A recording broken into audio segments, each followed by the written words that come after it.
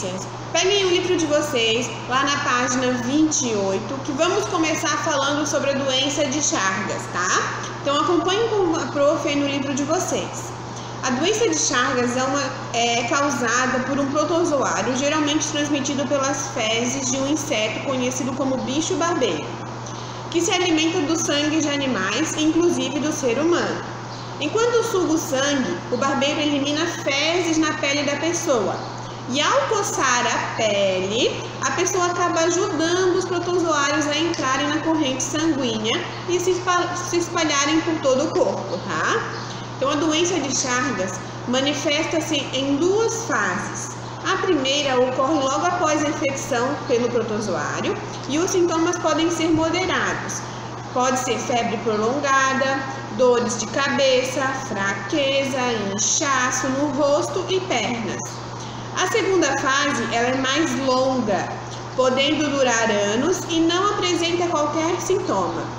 Porém, mesmo silenciosamente, a doença pode provocar alterações no funcionamento do coração e no sistema digestório. Independente da fase em que a doença for identificada, é possível realizar tratamento e controlar o seu avanço, tá? Então, para evitar essa doença, é importante manter bons hábitos de higiene para evitar que as fezes desse inseto sejam ingeridas acidentalmente com alimentos ou bebidas, tá? Então, aqui embaixo na página 28, nós temos uma imagem de um inseto, que é o inseto transmissor da doença de Chagas, né? É o barbeiro, o bicho barbeiro. E do lado do inseto, nós temos o protozoário causador da doença de Chagas. Essa imagem ela foi ampliada em 800 vezes, tá? Para poder ser visto esse protozoário, porque a olho nu a gente não consegue ver. Então vamos ali naquele espaço verdinho aqui, ó. Aqui embaixo das imagens, tá igual ou diferente. Então os sintomas das doenças de Chagas e malária são iguais ou são diferentes? Retome os sintomas das doenças estudadas e compare as semelhanças e as diferenças entre elas. Então, vocês podem responder essa pergunta lá no caderno de ciências, que na hora da live a prof vai perguntar para vocês quais são as diferenças entre essas duas doenças, tá certo? Então, ali embaixo nós temos um jogo rápido, vocês podem fazer também. E vamos lá na página 29 agora.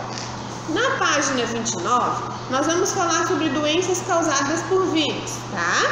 Então, as doenças causadas por vírus podem causar nos seres humanos desde as mais comuns, como gripes e resfriados, até doenças mais graves, como dengue, chikungunya e a febre amarela.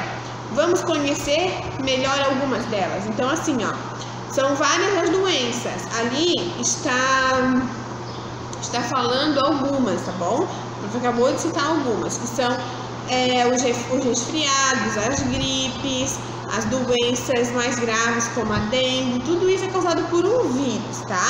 Como o vírus que nós estamos tendo hoje em nossa vida, né?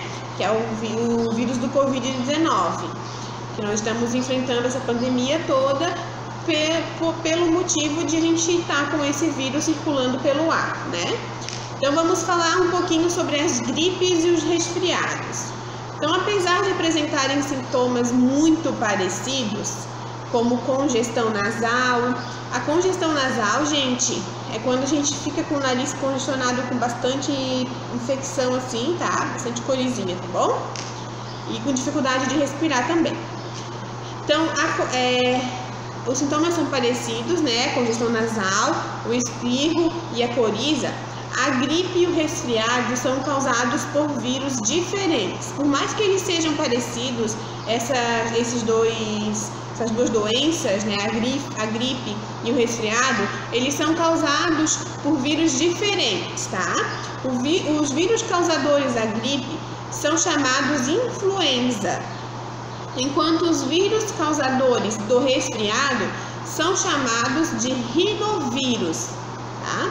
Então, na gripe, os sintomas como a febre, tosse, dores no corpo e dor de cabeça são mais intensos e sua duração varia de 7 a 10 dias.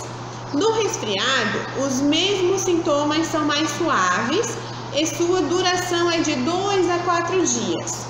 Nas duas doenças, o tratamento consiste em reduzir o mal-estar causado pelos sintomas, além de ser recomendável repouso, hidratação e uma boa alimentação, né?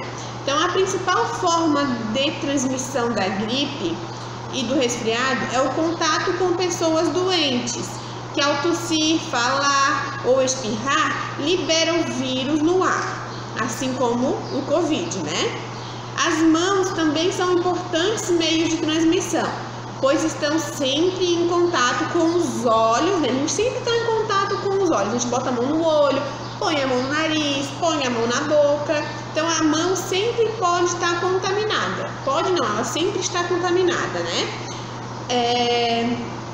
Pois sempre em contato com os olhos, a boca e o nariz. Então, a gente tem que manter sempre a higiene da mão, com álcool gel, utilizando sabão, com bastante água, para esse vírus não permanecer na nossa mão, né? Tanto o vírus do Covid, como o vírus que a prof está falando aqui da gripe e do resfriado, tá bom?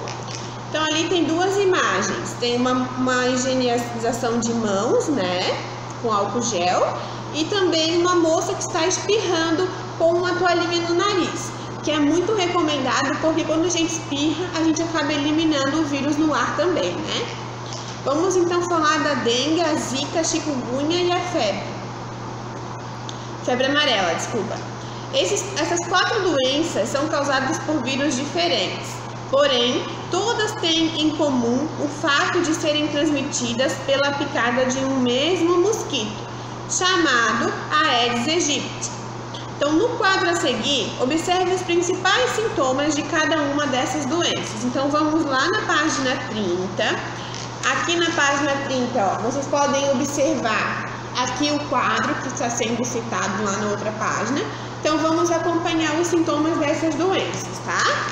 Então, a febre amarela, ela tem como sintoma febre alta, mal-estar, dores musculares, dor de cabeça e bastante calafrios. Calafrios é quando a gente sente um frio que só a gente que sente, tá bom? Dengue, febre alta súbita, dor de cabeça, dor no corpo e nas articulações, náuseas e vômitos. Náuseas é quando a gente tem vontade de vomitar, tá? Também podem haver manchas vermelhas no corpo e bastante coceira. Casos mais graves pode causar até hemorragias, tá bom? Agora vamos falar da zika. A zika tem febre não muito alta, dor de cabeça, dor nas articulações, manchas vermelhas no corpo com coceira, vermelhidão nos olhos e cansaço. Em algumas pessoas pode não haver qualquer sintoma. É preciso ter atenção especial com gestantes, pois pode afetar o desenvolvimento dos bebês, tá? Como aconteceu um caso alguns anos atrás, vocês podem até pesquisar que várias gestantes foram infectadas com a zika e os bebês nasceram com deficiência, tá? Vamos falar então da chikungunya agora.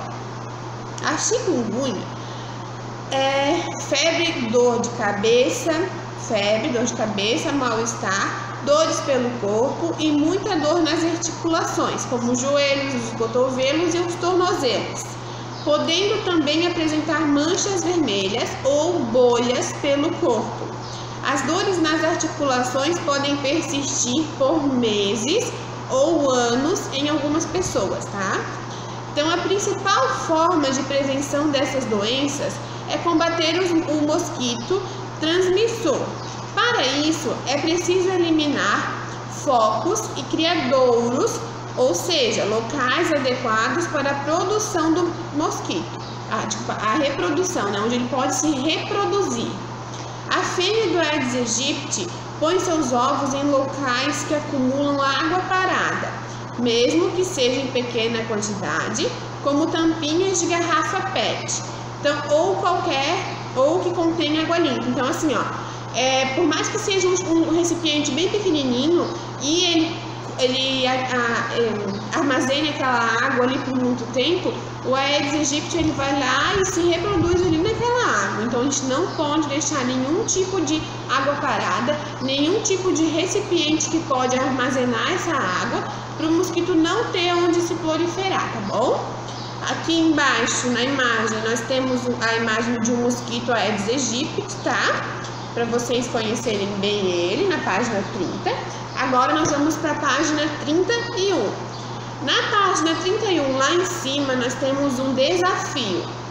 O combate ao mosquito Aedes aegypti tem sido alvo de campanhas em todo o Brasil há alguns anos.